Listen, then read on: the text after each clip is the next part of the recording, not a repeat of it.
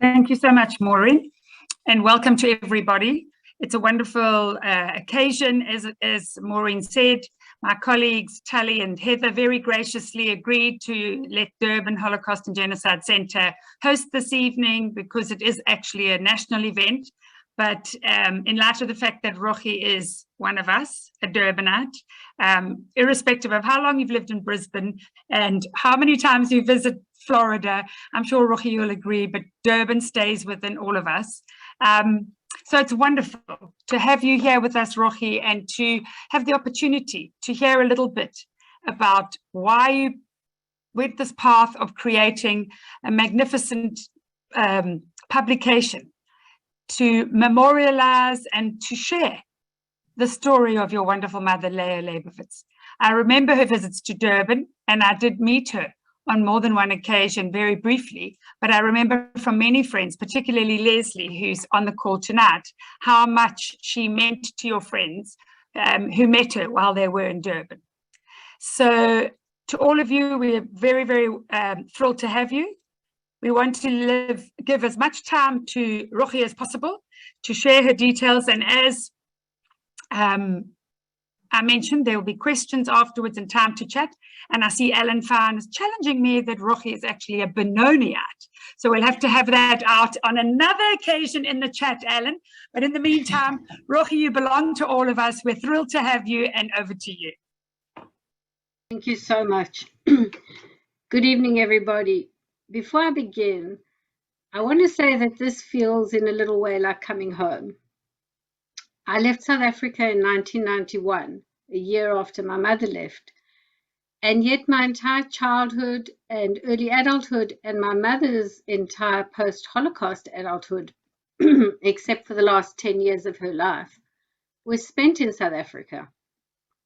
Not only spent in South Africa, but actively engaged with the Jewish and Holocaust communities in many of the cities of South Africa over that entire period.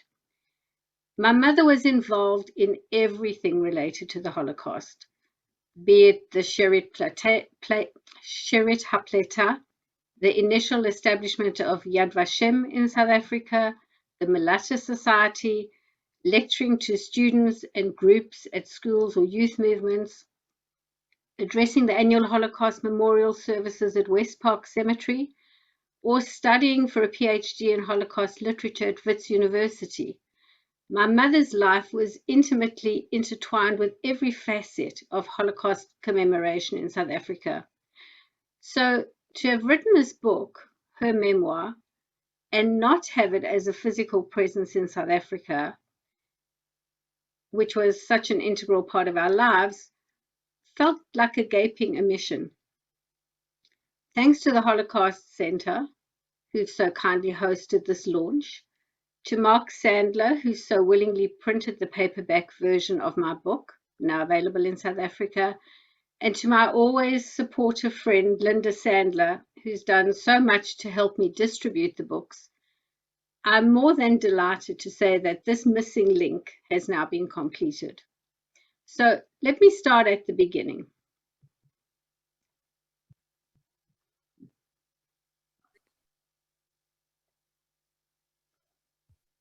At this moment in time, you and I are on different continents, different countries, in different time zones, but what we share is our history and our heritage. And we are here today to share an experience that honors that heritage and ensures our history is remembered. I'm here today to talk to you about a remarkable woman, somebody whose normal life was totally decimated for the years between 22nd of June 1941, when she was incarcerated, first in the Kovna Ghetto and then in 5 concentration camps in Estonia and Germany, until she was liberated on the 15th of April 1945 from Bergen-Belsen.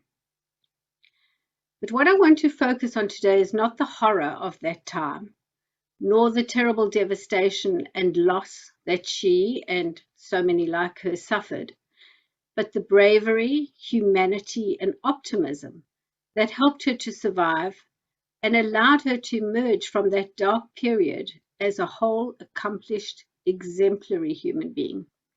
Someone who went on to dedicate her life to perpetuating the memory of the Holocaust, to educating everybody she could, and to ensure that the lessons of that time would never be forgotten. I want to tell you about somebody who was simply an incredible person, whom I was privileged to have as my mother. For those of you who don't know me, let me tell you a little about me. My name is Rochy Miller. I was born in South Africa and I emigrated to Australia in 1991, where I live with my husband. I have two married children, one of whom lives in Australia, the other in Florida with her husband and my two gorgeous granddaughters. I'm a retired medical doctor and I also have a degree in journalism, and I've recently published this book, which is a memoir about my mother's life. My mother, Lea, was born in Lithuania in 1914. From the outset, by all accounts, she was special. She was exceptionally smart. She studied at the University of Kovno at a time when most women didn't complete high school. And she had a degree in natural sciences and taught at a Hebrew high school. My mum was fluent in at least 7 languages, and she could communicate in many others. She was learned, gregarious, and a loving family member. This is a family photo of my mum as a teenager with her parents and younger siblings. They lived in Malat, which was a small town in Lithuania, where her parents had a bakery and a restaurant. She also has an older brother, Jaime, who migrated to South Africa in 1926. In 1937, she married Moses Klompus, and a year later they had a son, Michael. They lived a relatively normal family life in Kovno, which was the capital of Lithuania. In 1940, Lithuania was invaded by Russia, and there was a non-aggression pact signed between Russia and Germany. As a result of this document, the Lithuanian Jewry had a false sense of security that despite the impact that Germany was having in other parts of Europe, they felt they were safe. And then on the 22nd of June 1941, everything changed.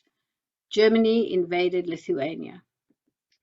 These were her words. You can imagine, we were sitting peacefully on a Sunday, a sunny Sunday morning in June.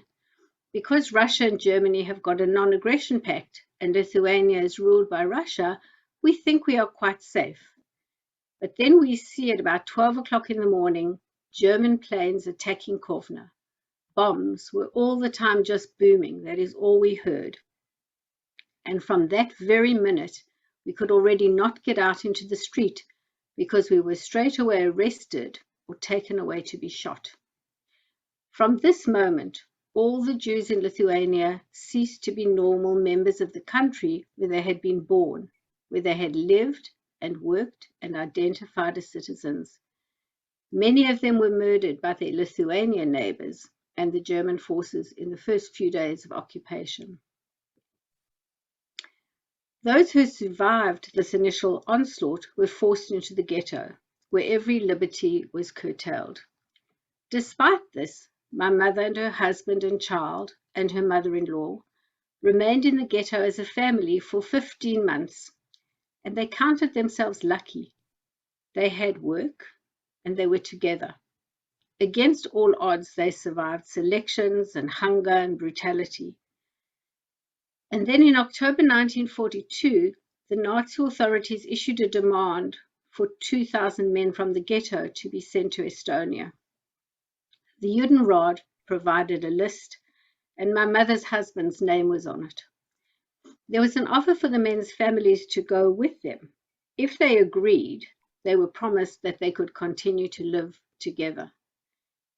And after much agonizing, they decided to go to Estonia together as a family. But it was a cruel hoax. As soon as they reached the station, the family was separated.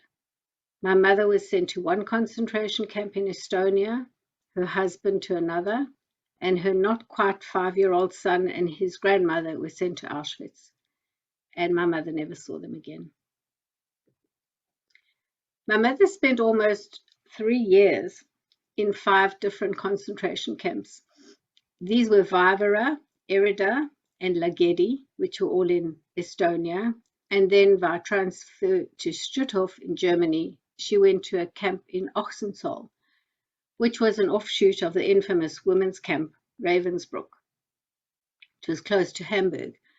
And finally, she was sent to Bergen-Belsen, where she was liberated on the 15th of April 1945 by the Allied forces. These details are described in this document that I found, entitled The Story of My Life.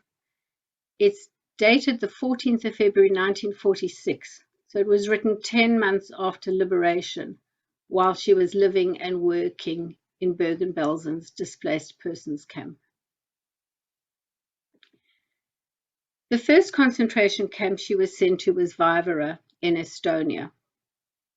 After the initial devastation of being separated from her family and the incredible dehumanization and humiliation that she endured, her resilience emerged, and she began to hone her amazing coping skills.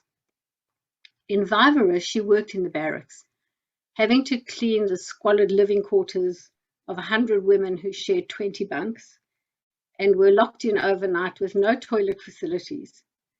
And every morning, the couple would come to collect 60 or 70 of the women from the barracks for forced labor. Frequently, he beat them when they wouldn't comply. My mother couldn't stand the brutality, and she quickly devised a plan. She approached him and offered to organize the work groups for him on condition that he would not assault the women. Then she got the women to agree to a roster system that she set up, enabling the very young and the very old not to go out to work, and ensuring that the others took turns to have a day off. And it worked. She had a compliant workforce. The most vulnerable people remained in the barracks and recuperated. The camp leader took note of her skills, and she earned his grudging respect and gained a little bargaining power. Step by step, she succeeded in taking some control of an untenable situation and making it a little better for everyone. The women who remained in the barrack each day helped with the cleaning.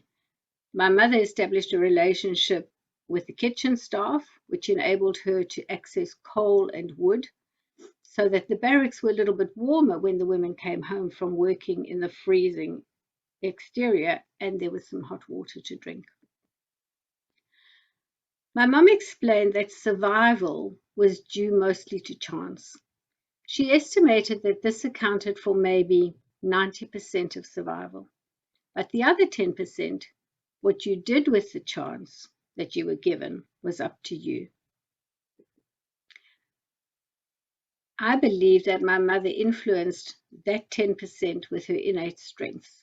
She was brave, she was not afraid to confront authority, and her ability to converse with her captors in their language gave her a subliminal advantage. And she used these skills to help others to survive as well. Early on, she recognized the importance of connectedness.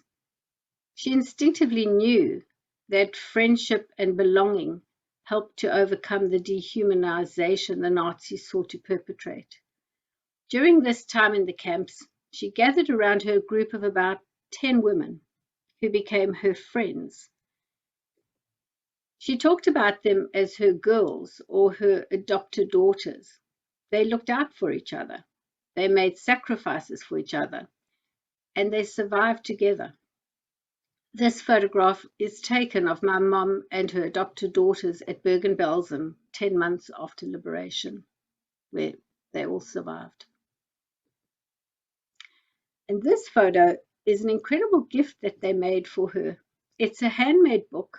Each page is a handwritten tribute to her, presented to her by her girls for her birthday on the 5th of July, 1945. The cover of the book is made from a Canadian Air Force uniform. The inside cover is adorned with pressed and fabric flowers. This is incredible evidence of the role she played in their lives.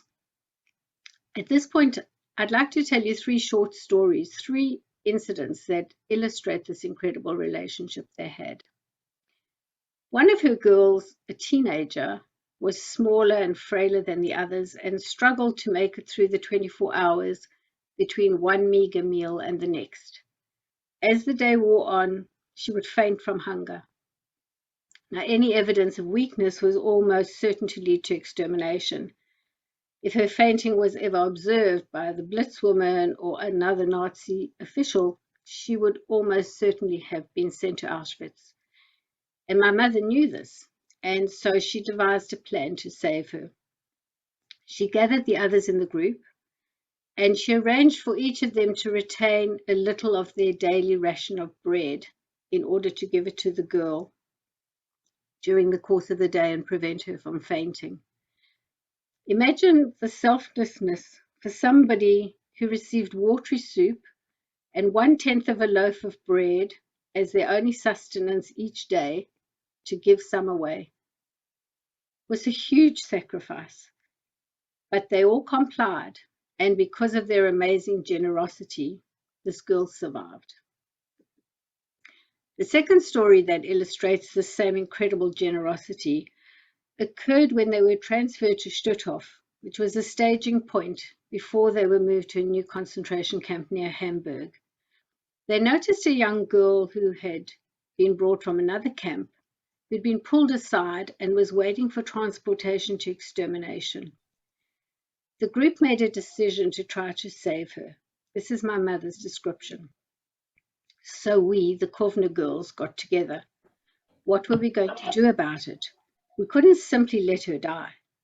A Russian lady was in charge of watching the selected group of doomed inmates. She was looking after them until they were to be deported. We still had something hidden, a chain, a watch, someone had a ring, we had some money, so we decided to put together a parcel. I approached this woman, as I could speak Russian, and I told her what we would give her if she would take out this little girl for us. And she did.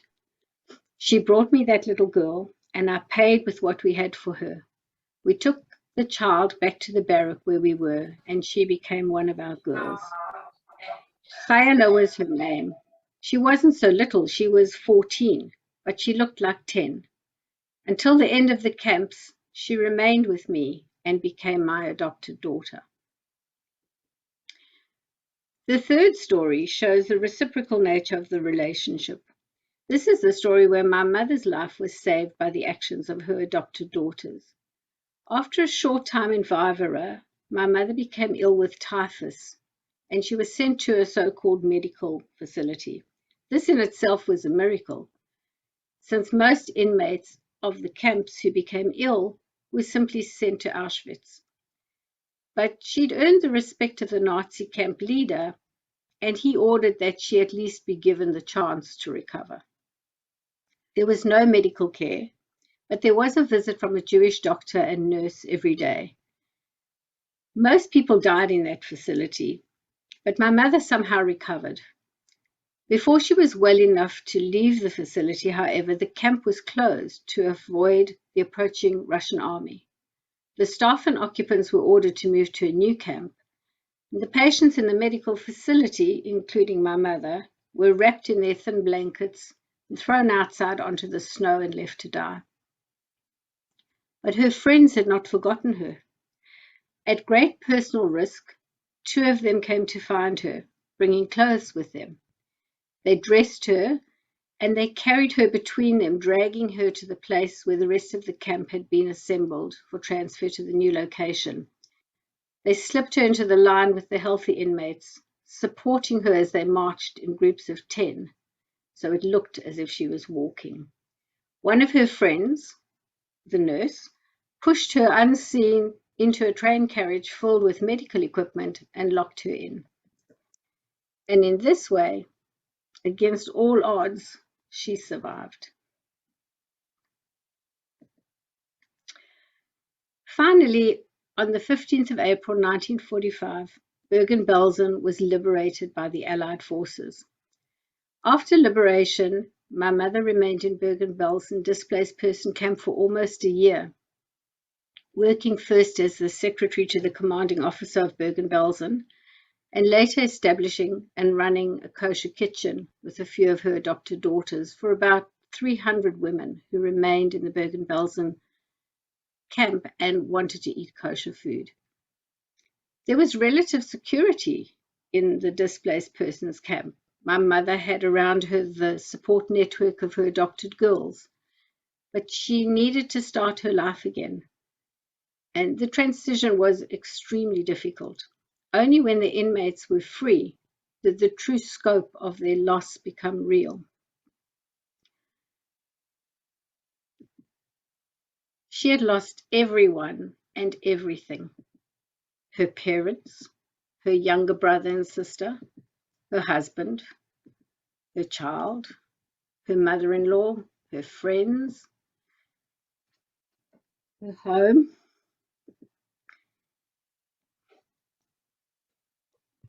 but all her possessions. But she never ever lost the essence of who she was. She retained her humanity and her morality throughout that time. And then she went on to rebuild her life and live it to the full with an amazing sense of optimism and determination. After 10 months in the displaced persons camp, my mother was ready to move forward. She had traveled to Europe for a short time, looking for her husband, hoping against hope that he was alive. But she eventually had to accept that he had not survived. She looked at various options for her future. There was an illegal immigration to Israel that appealed to her sense of Zionism. She had family in the United States who reached out to her. But she eventually decided to join her older brother in South Africa. At the time, South Africa was not accepting Holocaust survivors, but she had a cousin who was an influential lawyer there, and he managed to arrange a temporary visa for her, and she was, in fact, the first survivor to arrive in South Africa. Shortly after arriving in South Africa, after an initial physical and mental breakdown, where she spent 3 months in hospital, her resilience resurfaced.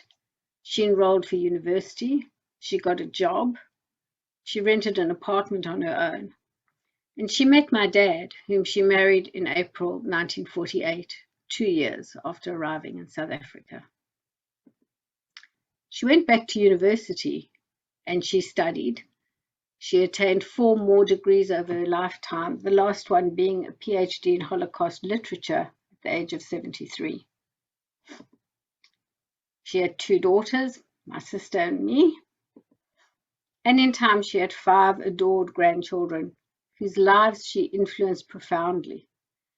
She emigrated to Australia in 1990, and she lived a full life in Sydney until she passed away in 2000 at the age of 86. But despite building a new life for herself, her fundamental identity was that of a survivor. She justified her survival and her determination to live by a self-imposed obligation to share her experiences with everybody, and this remained the central force in her life. After my mum passed away in 2000, I found in her apartment a remarkable collection of items, wonderful and important evidence of an incredible life. There were amazing documents from the time of her liberation from Bergen-Belsen, newspaper articles of her university achievements, photographs, writing, lecture notes, audio and visual interviews. She was an avid educator. She took every opportunity to talk about the Holocaust to whoever would listen. She gave countless interviews. She was a guide at Holocaust museums in South Africa and in Australia, and a living historian in numerous school programs. She immersed herself in Holocaust studies, trying to make logical sense of this inexplicable trauma. She truly embodied the Holocaust, physically, emotionally, and academically. My mother had always spoken openly about her experiences. As her children, we were always aware of her loss and her sad past. We absorbed her experiences through all our senses into the core of our beings. Her past, our heritage, was always chillingly there. But it was only 6 years ago, 15 years after her death, that I began to really listen to the many interviews she had given over her life and read the documents that related not only to Holocaust experiences, but her active involvement in Holocaust education for the remainder of her life. And only then did I truly appreciate how exceptional she was. I became awestruck by her resilience, by her incredible belief in what was important. I was stunned by her sense of morality that dictated the decision-making and tenacity that ensures that this dark chapter in history would never be written by Holocaust denialists. And as I worked through her writings and I listened to her words, the essence of my mother crystallized. And her mission to perpetuate the memory of those who couldn't tell their stories became my mission too. And so the book, the story of my mother's amazing life and passion, was born. I guess by now you're starting to get a sense of the person my mother was.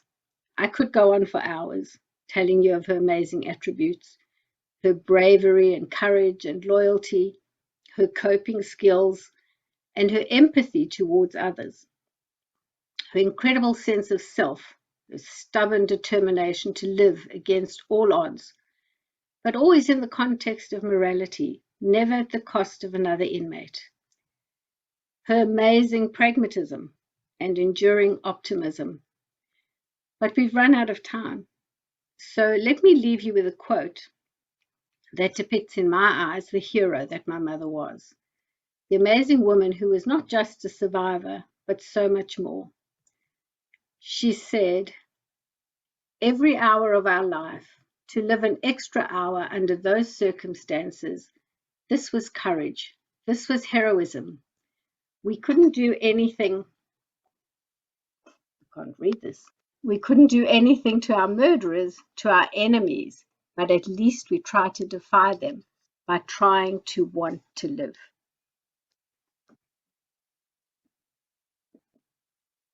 Thank you. Thank you, Rochy, for that incredibly inspiring presentation. As you say, your mother was an extraordinary person. And you mentioned in your initial comments that she was filled with bravery and optimism. And I just want to digress for 1 second and say that so many survivors have been described that way. And one on our call tonight, Pinchas Gutter. I didn't welcome Pinchas. I didn't see that he had arrived. But I just wanted to say, when I think of Pinchas, I think of bravery and optimism. And I wonder if there isn't a thread of whether those personality or character traits are part of that 10% that your mother so cleverly described of chance is 90. But what gives you that bravery, that optimism, that incredible sense of, I'm going to persevere for another hour and share and to share with the people who in fact, even in those dreadful circumstances, are worse off than I am, more frail, more needy. It's incomprehensible and yet at the same time, so unbelievably inspiring. So there are questions, and I think we've all been touched to the point where I can't wait to get my hands on a copy of the book, just to be inspired by the thought of a woman being able to pick herself up after what she had endured, and in fact to make such a beautiful life and such a meaningful life, not on so many levels. Building a family again, being, pursuing an academic career, educating people, and yet always living with solid values. So maybe one of the questions is that we've had is, what was the trigger to put down these memoirs and to publish them? And also Tali wanted to ask you about, when did your mum share her story with you and your sister? what was the sort of, at what point in your childhood she, there's also a question about adopted daughters. What what came of that group of extraordinary women who she had nurtured and supported.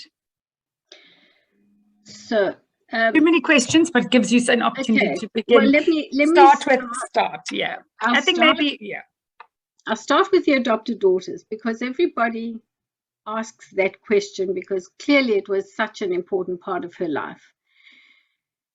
She maintained a relationship with them for the duration of her life. Most of them went to Israel. There is a beautiful photo that she has, that my sister had, of my sister's wedding when she got married in Israel, with all the adopted daughters present at the wedding. Oh, wow. So that was an amazing thing. And my mum kept contact with everybody. Obviously, at this stage, they are probably all passed away. They were a little bit younger than her, but not much. I wasn't at my sister's wedding. I was in South Africa at the time. And so I didn't meet any of them. But many years later, I had some communication with one of the adopted daughters, who was also her cousin, and her daughter contacted me, and we've met up in Israel since then. And then earlier this year, Kerry, my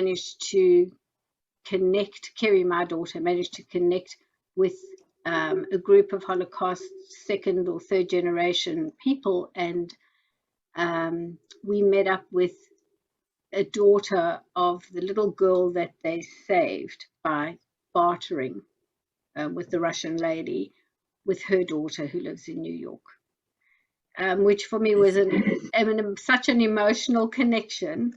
But they obviously all had a soft spot for her, and she had a soft spot for them. And I honestly believe that they all survived because they had each other.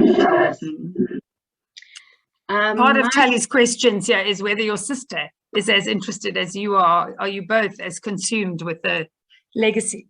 We were. My sister sadly passed away 2 years ago. Sorry. And so she never got to see the book. But we always had, my mum never gave us an opportunity not to be involved. So in order to answer the question of when we were told, it was just always part of our lives. From my earliest memory, we knew my mother had a previous history. We knew she had a little boy who had been killed. We knew she'd been married before. We knew about the Holocaust. It was just, she didn't actually ever sit us down and tell us, but she never ever hid it from us. So we grew up with this knowledge that, I mean, I must have gone to the cemetery, to the annual memorial from the time I was probably 3 or 4 or 5. It was just what it was. But I do think that I heard her interviews, I heard her lecturing. It was never hidden. It was just part of our background. Now I can't remember any of the other questions. So the question was, what triggered you to write the book?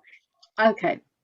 So it was never something that I was setting out to do, but I've always had this knowledge that we had to convert all her amazing information that she'd left into a format that was easier for somebody else to access. There were boxes and boxes of the stuff.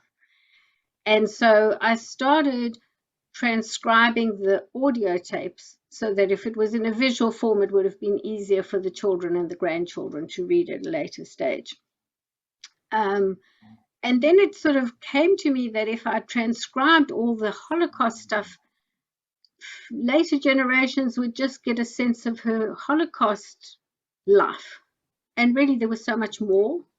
And so that's what prompted the format that the book is in, which is based around her stories and people's stories about her And the interesting thing was when I started telling people I was writing the book, I got all these, oh, you have to include this and you have to include this story and you must include about her Scrabble, because my mom spoke with a Yiddish accent and she spelt with a Yiddish accent. And, you know, so she'd come up with these beautiful Scrabble words that we'd kill ourselves laughing about. She was such an involved person. And I didn't want her grandchildren and great-grandchildren one day to see her in a single dimension. And so that was a big motivator for the book, to get a complete picture, as complete a picture as you can of her. There are lots of comments in the chat, Rochy, thanking you for the amazing story and for sharing it with not only us, but for generations to come. And we'll send you a copy of the chat so you'll be able to engage with all the people who've posted these lovely comments as well.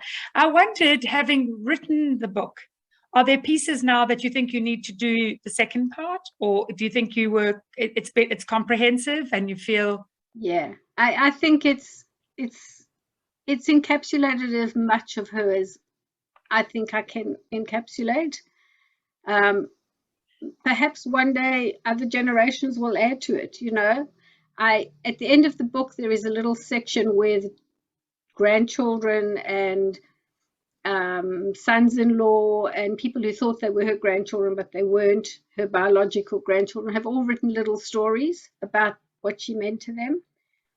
And I guess eventually I will add all the, maybe not in the book, but photos, more photos and more documents. There is a lot of documentation that I have, amazing documentation, you know, passports from Bergen-Belsen. And do you keep that with you, or do you have it in an archive at one of the Holocaust centers? I have it all. Okay. And one day it'll have to go to a Holocaust museum. Brisbane is in the process of getting a Holocaust museum. There's Yad Vashem. At this point in time, we're all custodians of her stuff and we don't really want to part with it. I understand, but I'm sure at some point. I'm interested to ask a question. What has, I'm sure that it hasn't stopped for you with the publication of the book. Where has this publication taken you, Rochy, and what are you doing with it? Yeah, so it's given me the courage, I think. I think it's given me the courage to talk about her, which took me a long time. It took me a long time to be able to talk about my mother without crying, for starters. It's also so it's enabled me to keep telling her story more easily, and I've got involved with education in this in a sense. There are programs in Australia that I'm involved in. There is a beautiful program called Courage to Care, where you can use a Holocaust survivor's story, or in my case, my mom's story, as a starting point for a conversation with students, school students, about becoming an upstander, not a bystander. And I've got involved with that, which I'd always wanted to do, but I didn't ever have the courage to do until I'd written the book. I've done quite a lot of presentations internationally about the book, and just for me to be able to promote her story and to perpetuate her mission, really, it's become a big part of my life. Interesting. Michael Kaplan's asking, what would she have thought if she'd seen the book? Would you have a sense of that? I think she would have been very proud of it. The book has actually got a lot of her writing in it. I've tried to give her a voice, her own voice, in addition to narrating it. I think it's mostly from her perspective. She was, I think there might be parts of it, perhaps a bits about my dad, which she would have felt were too personal, that they should have been contained. But I didn't want to give a sense of her without all the people she impacted on. And my dad was, a big part of her post-Holocaust life, obviously. So I would hope she was proud of it. I'm sure she would be extremely proud. But I was also wondering whether, I suppose, being in the public domain, she was used to that. So I think it was all her story. Yes. I didn't bring anything in that wasn't her story, except perhaps the bit about my dad, which she, you know, she might not have been comfortable to have out there. But her son, or were you able to engage with her a little bit about her marriage? It was not really. We always knew Michael was, you know, had been her boy. In the photos we have of him are of a baby, and so to me he was always a baby. He was just her son, who was a little boy, really a baby in my head, who had died. And then a couple of years ago, I was contacted by a cousin of hers and us, who said, can you give me some information about your mother's son, because I'm wanting to put his name forward for the commemoration of the children at Yad Vashem. And her comment was, I've forgotten his name, but he and I were the same age and we played together in Ghetto. Wow. And that killed me, because she took this abstract baby and turned him into a person who played, who was old enough to play. But that was many years after my mum had died, but it changed my whole perception of him. It's interesting that my youngest granddaughter's second name is Michaela, and also my oldest nephew's second name is Michael. So this child is perpetuated in two further generations, you know, with meaning. The children will eventually, certainly my oldest nephew knows exactly why his second name is Michael, and I'm sure my little granddaughter will one day know that. Wow, incredible. Interesting, as I said, there are so many beautiful comments, deservedly, about this incredibly uplifting and inspiring, as one person referred to it, a life-enhancing presentation. Zola Schumann is the daughter of two survivors, and both her parents were survivors, and she's put here that she created a website dedicated to my parents' survival and posted all their documents and photos, and something that she's encouraging second and third generation family members to do, which I thought was alongside or independent of a book. So that's food for thought and for others, obviously, to consider.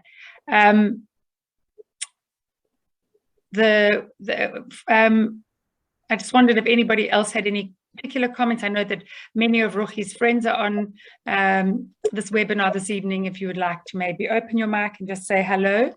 We have a few minutes.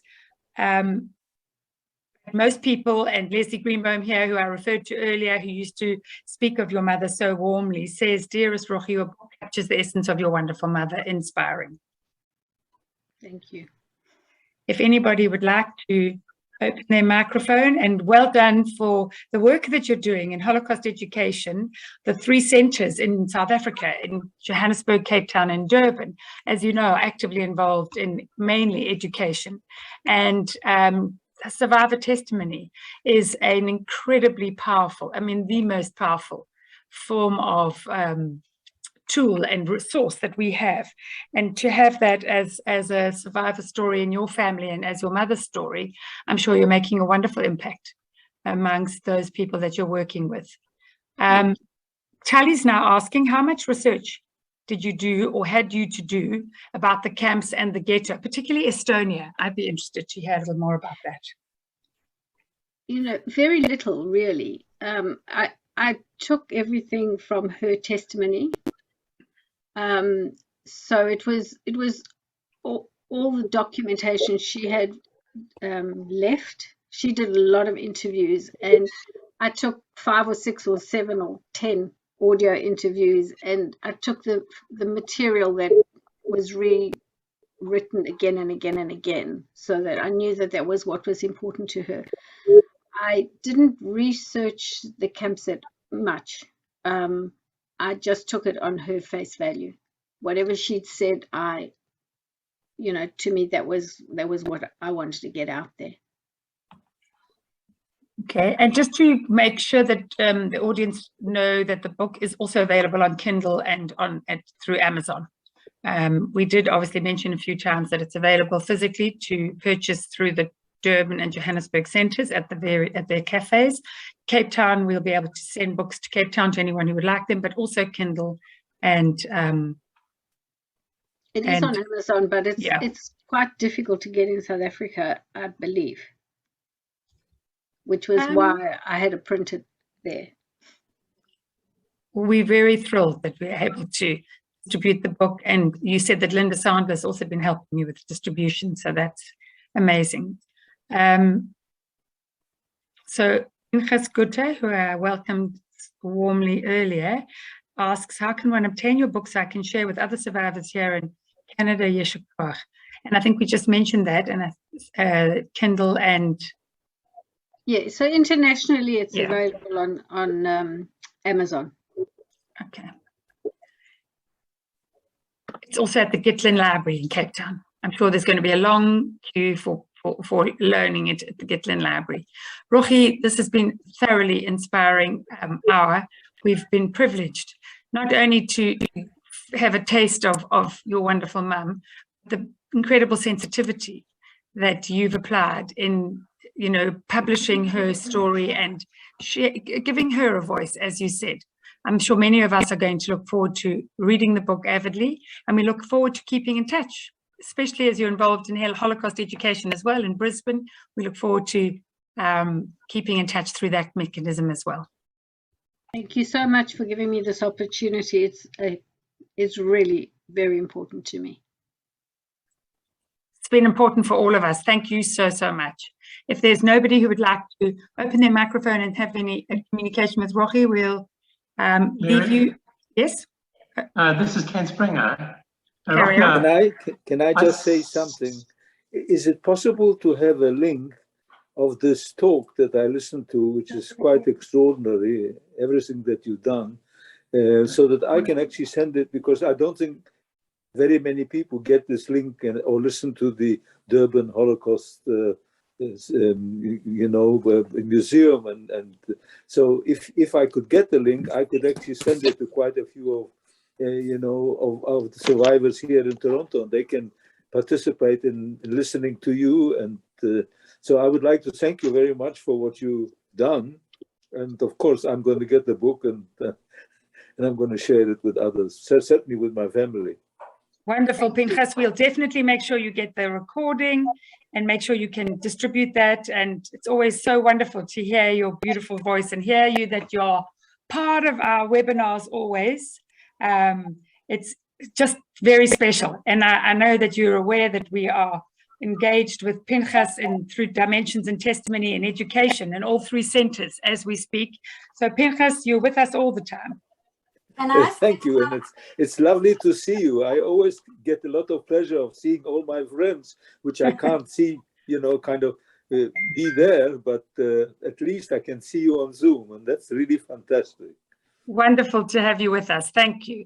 And I interrupted Ken. Sorry, Ken, if you would like to carry on.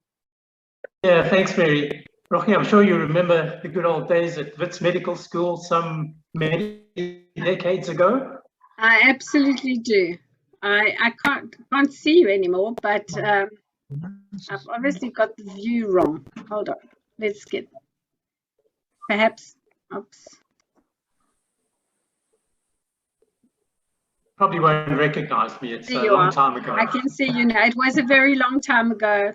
It was a very long time ago. Yeah, but congratulations. It's really good to see you and to hear you. And it sounds like you've done a fantastic job on the book, and I really look forward to reading it. Thank you. Thanks for joining us tonight. It's been great. Thank you very much. Can I please say something? Yes, of course. Estelle. Hi, I'm Estelle Chazen from Ranana, Israel, ex-South Africa. And I just want to ask you, because I want to know if there's something in the way kids are brought up, or something. You have some people who come out so strong and so whole, and even stayed whole, really emotionally and morally whole through the whole trauma and ghastly experience, and then other people who just collapsed, who just even after the show, I never recovered emotionally from it, and yet your mom stayed so whole. And I want to know if it's something about perhaps where they were brought up, or if it's just something in the personality of the person. If you have any kind of idea, how